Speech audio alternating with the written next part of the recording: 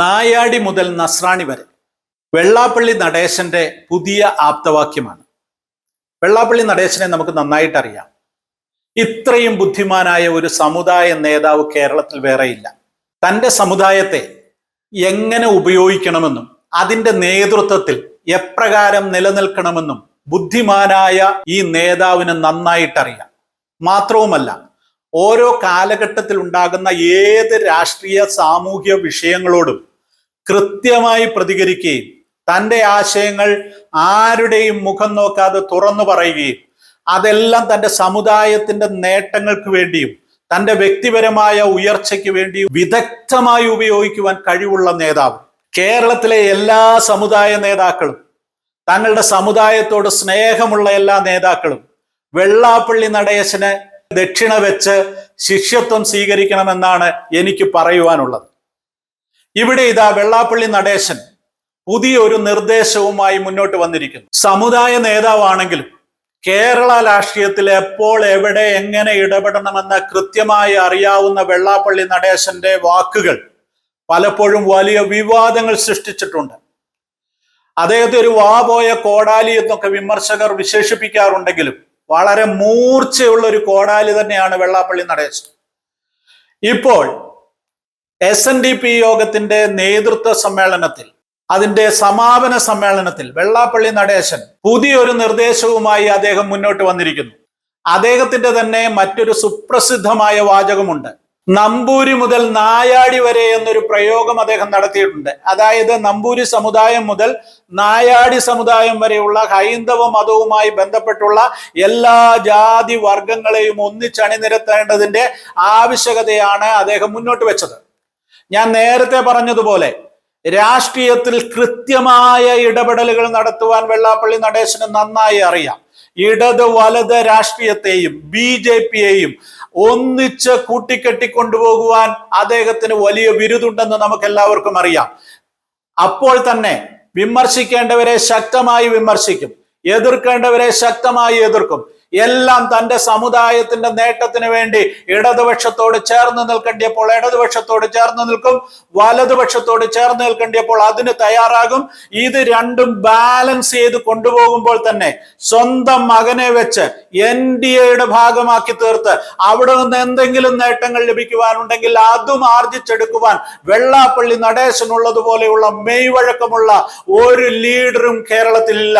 അദ്ദേഹത്തെ ആ കാര്യത്തിൽ അഭിനന്ദിക്കേണ്ടിയിരിക്കുന്നു. ഇവിടെ അദ്ദേഹം പറയുന്ന വാചകം ഇതാണ്: നമ്പൂരി മുതൽ നായാടി വരെ എന്നുള്ളതിനെ പരിഷ്കരിച്ച് നായാടി മുതൽ നസ്രാണി വരെ എന്ന പുതിയ വാചകം അദ്ദേഹം ഇൻട്രൊഡ്യൂസ് ചെയ്തിരിക്കുന്നു. എന്താണ് ഇതുകൊണ്ട് അദ്ദേഹം ഉദ്ദേശിക്കുന്നത്?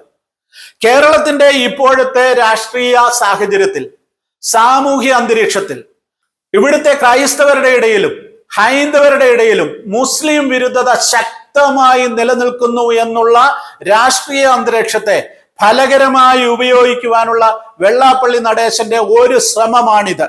എന്നാൽ ഇത് നമ്മൾ പ്രത്യക്ഷത്തിൽ കാണുന്ന ഒരു ലക്ഷ്യമായിരിക്കുമ്പോൾ തന്നെ ഇതിനകത്ത് വെള്ളാപ്പള്ളി നടേശൻ ലക്ഷ്യമിടുന്നത് മറ്റു ചിലതുകൂടി ഉണ്ടെന്നുള്ളതാണ് എൻ്റെ നിരീക്ഷണത്തിൽ എനിക്ക് മനസ്സിലാകുന്നത്.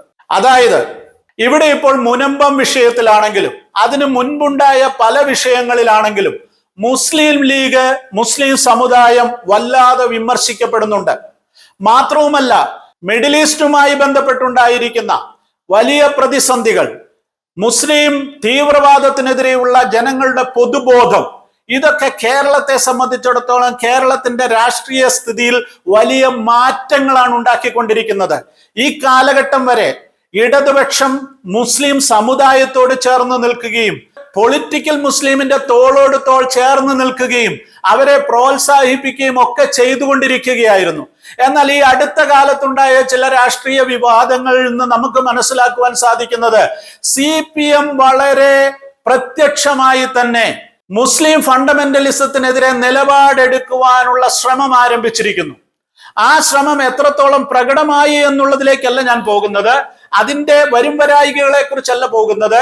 എന്നാൽ ഇവിടെ സംഭവിക്കുവാൻ പോകുന്ന ഒരു കാര്യം, ഇടതുപക്ഷം കൂടെ മുസ്ലിം തീവ്രവാദത്തിന് എതിരാകുമ്പോൾ ഇവിടെ ഉണ്ടാകുന്ന ഒരു പ്രത്യേക രാഷ്ട്രീയ സാഹചര്യമുണ്ട്.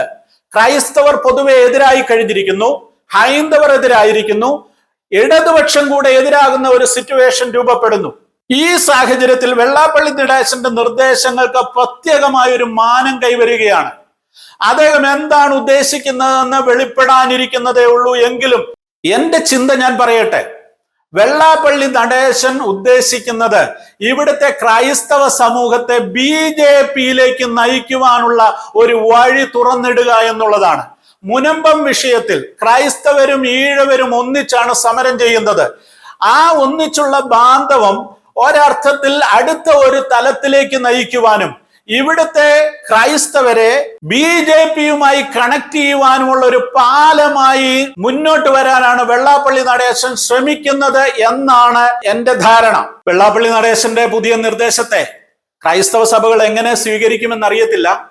കാസ പോലുള്ള പ്രസ്ഥാനങ്ങളിലൂടെ കുറച്ച് നാളുകളായി BJPയും സംഘപരിവാർ ശക്തികളും ക്രൈസ്തവരെ ചേർത്ത് നിർത്തുവാനുള്ള ശ്രമങ്ങൾ നടത്തുന്നുണ്ട്. PC ജോർജിനെയും അനിൽ ആന്റണിയെയും ഒക്കെ കൂടെ കൂട്ടിയതിലൂടെ അതിനുള്ള ശ്രമങ്ങൾ നടന്നുകൊണ്ടിരിക്കുകയാണ്. ദൂരവ്യാപകമായി എങ്ങനെ ഇത് ഫലപ്രാപ്തിയിൽ എത്തിക്കാൻ സാധിക്കുമെന്ന് അറിയത്തില്ല. എന്നാൽ ഇപ്പോൾ ഉണ്ടായിരിക്കുന്ന ഈ പ്രത്യേക സാഹചര്യത്തിൽ വെള്ളാപ്പള്ളി നടേശന്റെ പ്രസ്താവനയിലൂടെ ഹൈന്ദവരും ക്രൈസ്തവരും ഒന്നിച്ചു നിൽക്കുകയും മുസ്ലിമിനെതിരെ പോരാടുകയും ചെയ്യുക എന്നുള്ള ഒരു വിശാലമായ ക്യാൻവാസ് രൂപപ്പെടുത്തുവാനുള്ള ഒരു പരിശ്രമമാണ് ഇതിന്റെ പുറകിലുള്ളതെന്ന് നമ്മൾ ചിന്തിക്കേണ്ടിയിരിക്കുന്നു. വെള്ളാപ്പള്ളി നടേശന്റെ ഈ പ്രസ്താവന കേരള രാഷ്ട്രീയ സാമൂഹിക അന്തരീക്ഷത്തിൽ എന്ത് മാറ്റമുണ്ടാക്കും എന്നുള്ളത് നമ്മൾ കാത്തിരുന്ന് കാണേണ്ടിയിരിക്കുന്നു.